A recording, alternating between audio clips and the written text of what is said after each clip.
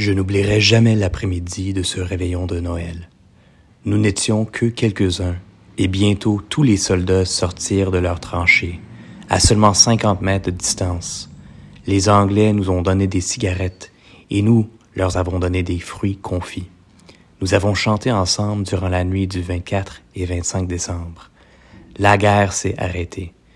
Tout était calme le 25. Le 26 décembre, les tirs ont repris.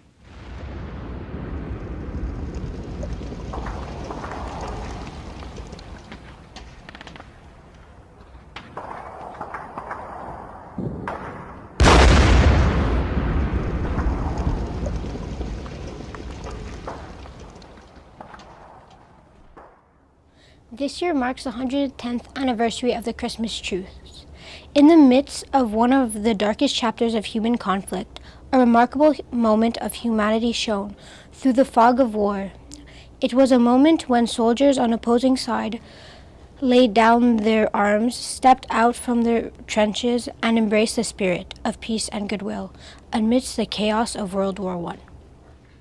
En décembre 1914, les pertes de la Première Guerre mondiale étaient déjà significatives, malgré que la guerre n'ait seulement duré que quelques mois. On estime que plusieurs de centaines de milliers de soldats avaient déjà été tués ou blessés à ce moment-là. La guerre a commencé en juillet 1914, et d'ici décembre de cette année-là, des batailles majeures comme la bataille de la Marne et la première bataille d'Ypres avaient déjà eu lieu, entraînant des pertes substantielles des deux côtés. The Christmas truce of 1914 has become something of a legend, but it is based on real events that occurred on Christmas Eve and Christmas Day, in several places on the Western Front of the war between German, French, and British soldiers.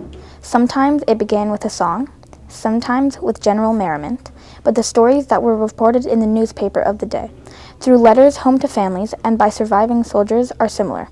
For a few days, during one of the most holy times for all combatants, not a shot was fired. In some cases, soldiers came out of the trenches to share a song or a laugh with their enemies.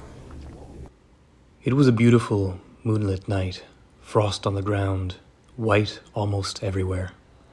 And about 7 or 8 in the evening, there was a lot of commotion in the German trenches, and there were these lights. I don't know what they were. And then they sang Silent Night, Stille Nacht. I shall never forget it. It was one of the highlights of my life. I thought, what a beautiful tune.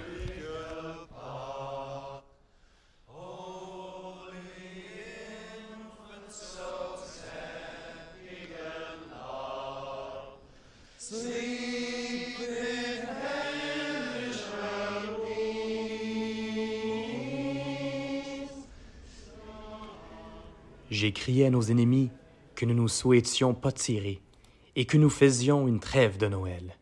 J'ai dit que je viendrais de mon côté et que nous pourrions nous parler. D'abord, il y eut le silence. Puis j'ai crié une fois de plus. Je les ai invités et les Britanniques ont crié « Pas de tir !» Alors, un homme est sorti des tranchées et moi de mon côté j'ai fait de même. Et nous nous sommes retrouvés et nous nous sommes serrés la main. Un peu prudemment par contre. D'après les récits survivants, nous savons qu'en dehors de déposer leurs armes, les soldats partageant des histoires, des blagues, des chansons, des cigarettes, de la nourriture et même des rapports des matchs de football joués le long du front. What a sight! Little groups of Germans and British extending almost the length of our front. Out of the darkness we could hear laughter and see lighted matches, a German lighting a Scotchman's cigarette, and vice versa, exchanging cigarettes and souvenirs. Some of the military commanders were so upset by the show of humanity towards the enemy that Sir Ian Colquhoun, who served in the Scots Guards, was arrested and court-martialized for fraternizing with the enemy. While the charges would be dropped, it underlined how dangerous humanizing the enemy was in the eyes of those looking to win the war. First, the Germans would sing one of their carols, and then we would sing one of ours. Until we started up, "O Come All Ye Faithful," the Germans immediately joined in singing the same hymn to the Latin words, Adeste Fidelis. And I thought, well, this is a really most extraordinary thing. 2 nations both singing the same carol in the middle of a war. Ultimately, that is what we remember the most about the Christmas truce of 1914. In the early months of the most devastating wars in recent history, there was a glimmer of humanity, when faceless and nameless enemies came out of their trenches to sing, laugh, and be treated with the dignity and respect of their very real humanity. It is a lesson we must continue to remember when facing conflicts and war, that we all share a common humanity. Perhaps if we remind ourselves of this fact more often, we could avoid the conflicts and wars that plague us. Find common ground with each other at moments of joy and peace.